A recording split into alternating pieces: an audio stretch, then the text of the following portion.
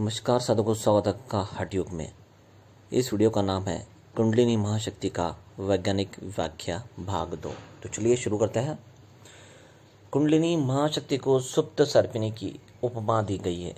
कुंडलिनी की सुप्त अवस्था के कारण ही मनुष्य के चित्त में अज्ञात व्याप्त है, यानी कि अज्ञान व्याप्त है। कुंडलिनी के जागरण के लिए हठ योग में जो विशेष उपाय बताए गए हैं उनमें सिद्धासन, पश्चिमोत्तासन, पश्चेंद्रासन, महामुद्रा तथा मूल बंद, जलंधर बंद एवं उड़न बंद, इन तीनों बंदों सहित भस्त्रिका प्राणायाम से उपाय प्रमुख बताया गया है। इन अभ्यासों में रीढ़ एवं गर्दन को आगे झुकाने से सुषुप्ना नाड़ी पर तनाव लाना, उदर गुहा में तनाव और दबाव निर्माण करना तथा सीने पर जहाँ कुंडलिनी का स्थान है दबाव निर्माण करना यहाँ कार्य होते हैं। इन सब से कुंडलिनी का प्रत्यक्ष जागरण किस प्रकार होता है, उस जागरण का स्वरूप क्या है तथा उसके क्या परिणाम होते हैं, इन बातों का कोई वैज्ञानिक स्पष्टीकरण कभी यानी कि अभी तक उपलब्ध नहीं हुआ है। कुंडलिनी महाशक्ति के पौराणिक व्याख्या आत्मविद्या के विद्यार्थियों को यहाँ तो विदित ही है कि यहाँ मानवीय पिंड शरीर विश्व ब्रह्मांड का एक छोटा सा नमूना मात्र है। सूर्य चलता है और सौर्यमंडल के ग्रह उपग्रह उसकी परिक्रमा करते हैं। ठीक इसी प्रकार परमाणु भी अकेला नहीं होता, उसके साथ इलेक्ट्रॉन, प्रोटॉन, न्यूट्रॉन आदि की एक मंडली रहती है जो न्यूक्लियस से प्रभावित होकर अपना कार्य उसी तरह चलाती है जिस तरह सौरमंडल के साथ विशाल वृक्ष का सारा ढांचा छोटे से बीज के भीतर पूरी तरह विद्यमान रहता है। मनुष्य का शरीर ही नहीं, उसका स्वभाव, बुद्धि, अंतःकरण आदि महत्वपूर्ण सूक्ष्म चेतना संस्थान भी अति सूक्ष्म रजवीर में पूरी तरह जीन्स रूप से विद्यमान रहता है। ब्रह्मांड की विशाल व्यापकता को यदि हम बीज रूप में देखना चाहे तो उसे मानव शरीर की सूक्ष्मता का विश्लेषण करते हुए भली प्रकार जान सकते हैं। जान ही नहीं सकते, उस व्यक्तिगत सूक्ष्मता का विश्व गरिमा के साथ जुड़े हुए अविज्ञ संबंध का लाभ भी उठा सकते हैं।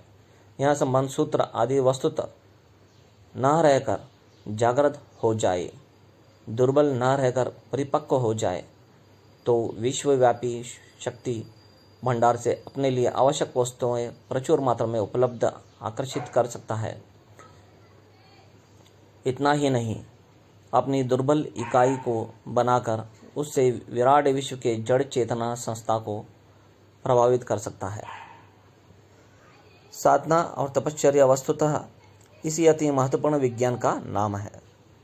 प्राचीन काल में तप साधना के द्वारा जिनने जो वरदान पाए थे उनके इतिहास पुराण विस्तार पूर्वक हम पढ़ते सुनते हैं।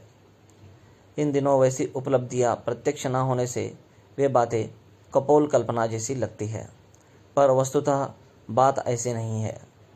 यदि ठीक विधि से ठीक उपकरणों द्वारा उस विज्ञान को कार्यान्वित किया जाए तो पूर्व काल की कपोल कल्पना समझी जाने वाली बातों को आज भी प्रत्यक्ष किया जाना संभव है।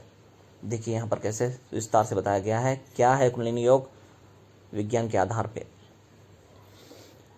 तपस्वियों द्वारा साधना के फलस्वरूप प्राप्त किए वरदान और कुछ नहीं, विराट विश्व की अंतरंग शक्तियों में से कुछ का इच्छानुकूल उपयोग कर सकने की क्षमता ही समझनी जानी चाहिए। इसी प्रकार शाप वरदान दे सकने की क्षमता को अपनी व्यक्तिगत इकाई को इतना प्रबल बना लेना चाहिए जिससे मनुष्यों या पदार्थों को अपनी संकल्प शक्ति के प्रहार से अभीष्ट दिशा में मुड़ने के लिए विवश किया जा सके। देवताओं का अस्तित्व इस विराट विश्व में उनकी विशालता के अनुरूप व्यापक भी हो सकता है, पर हमसे देवताओं के जिस अंश का प्रत्यक्ष और सीधा संबंध है वह अंश अपने भीतर ही शक्ति बीजों के रूप में विद्यमान रहता है। साधना का प्रयोजन इन्हीं शक्ति बीजों को जागृत और समर्थ बनाना है। समष्टिगत देवताओं का आशीर्वाद वायु, वर्षा, धूप, शीत, दुर्भिक्ष, सुभिक्ष आदि के रूप में समग्र रूप जो यहाँ पर बताया गया है देवताओं के, उसका विस्तार से यहाँ पर रूप के साथ स्पष्टीकरण बताया जा रहा है। रूप, आशीर्वाद, वायु, वर्षा, धूप, शीत, दुर्भिक्ष, सुभिक्ष आदि के रूप में समग्र रूप से बरसता है और उससे सबको समान लाभ मिलता है। व्यक्तिगत वरदान आशीर्वाद देने वाले देवता अपने शरीर में ही विद्यमान रहते हैं। विविध विधि साधनाओं द्वारा उन्हीं को स्वयं समर्थ बनाया जाता है और अपनी पात्रता एवं तपस्या के अनुरूप उन्हीं से वहाँ लाभ पाया जाता है, जिसे अलौकिक चमत्कारिक देव प्रदत्त वरदान के रूप में आश्चर्य के साथ सुना और देखा जाता है। तो देखिए, जो वरदान मिले हैं आज तक वो किस तरह से मिले हैं, वो अपने अंदर ही थे, उसे हमने जागृत किया तब जाकर कहीं वह वरदान मिलता है। इस अलौकिक और अद्भुत चमत्कार प्रस्तुत करने वाले शक्ति को ही योगी और तपस्वियों ने कुंडलिनी नाम दिया है और उसे जीवन चेतना का आधार बनाया है, यानी कि बताया है। तो देखिए यहाँ पर वो शक्ति का नाम क्या है? कुंडलिनी। उसी से जीवधारियों को शक्ति और तेजस्विता मिलती है। किससे मिलती है? कुंडलिनी से। सामान्य स्थिति में व्यक्ति की कुंडलिनी शक्ति जितनी मात्रा में स्पंदन करती है उतना ही प्रभाव उस मनुष्य का होता है। उसके आधार और अनुपात से लोगों को सुख दुख, आदर सम्मान, लोक प्रतिष्ठा आदि मिलती है। इसलिए कहना ना होगा कि मनुष्य के स्थूल जीवन की नहीं, व्यवहारिक जीवन की सफलता और समुन्नति का आधार भी कुंडलिनी शक्ति ही है। पांचों प्रकार के ज्ञान इंद्रियां भी बिजली के तारों की तरह इसी महाशक्ति से जुड़ गई है।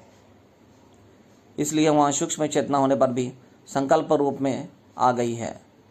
चेतन होने के कारण चित्त, जीने से जीव, मनन करने से मन और बोध प्राप्त करने से चेतना को बुद्धि रूप में देखा जाता है। अहंकार रूप में उसे ही तुर्यष्टक कहते हैं, पर इस विभिन्न नामों का एक ही आधार है, चेतना। इस चेतना की शक्तियों की मूलाधार शक्ति को ही कुंडलिनी कहा जाता है। देखिए, ध्यान से सुनिए और समझिए, बहुत गहन और रहस्यमय ज्ञान है यहाँ कुंडलिनी और विज्ञान के आधार का। ज्ञान और अनुभव के पांचों कोश बीज रूप से होते हैं, इसलिए कुंडलिनी शक्ति का जागृत कर लेने वाले इंद्रियों को उसी तरह वश में कर लेता है जिस तरह लगाम लगे हुए घोड़े को वश में कर लिया जाता है। जिसने इंद्रियों को जीत लिया संसार में उसको किसका भय? जो निर्भय हो गया वही विश्व विजेता हो गया। कुंडलिनी की इन्हीं महान सामर्थ्य को जानकर ही योग शास्त्रों में उसे सर्वाधिक महत्व दिया गया है। इसके साथ अनेक प्रकार की कल्पनाएं जोड़ दी गई है, अनेक प्रकार से उसका वर्णन किया जाता है। सीधे सरल शब्दों में कुंडलिनी वहाँ दिव्य मानस तेज है जो आत्मचेतना से परिसिक्त है और शरीर भर में व्याप्त है। साधना के फलस्वरूप यह तेज सिमटकर ध्यान के समय ज्योति बनकर देह में कार्य करने लगता है। कुंडलिनी शक्ति को और अच्छी तरह समझने के लिए श्वास क्रिया पर भी ध्यान देना और समझाना बताया गया है। जी हाँ, श्वास क्रिया यानी कि शिव योग, शिव सूर्योदय, सौर विज्ञान जिसे सौर योग कहते हैं, उस पर मैंने अलग अलग बहुत सारे वीडियो बनाया है, वो आप जाकर पढ़ सकते हैं और देख सकते हैं, सुन सकते हैं। कुंडलिनी शक्ति को और अच्छी तरह समझने के लिए श्वास क्रिया और सुषुप्ना शीर्षक मेडुला ऑफ लॉन्ग लाइट का विस्तृत अध्ययन आवश्यक है। पाश्चात्य वैज्ञानिक अभी तक इतना ही जान पाया है कि नाक से ली हुई सांस गले से होती हुई फुफ्फुसों से यानी कि फेफड़ों तक पहुंचती है। फेफड़ों के छिद्रों से यानी कि उसमें भरे हुए रक्त को वायु शुद्ध कर देती है और रक्त परिसंचलन की गतिविधि शरीर में चलती रहती है।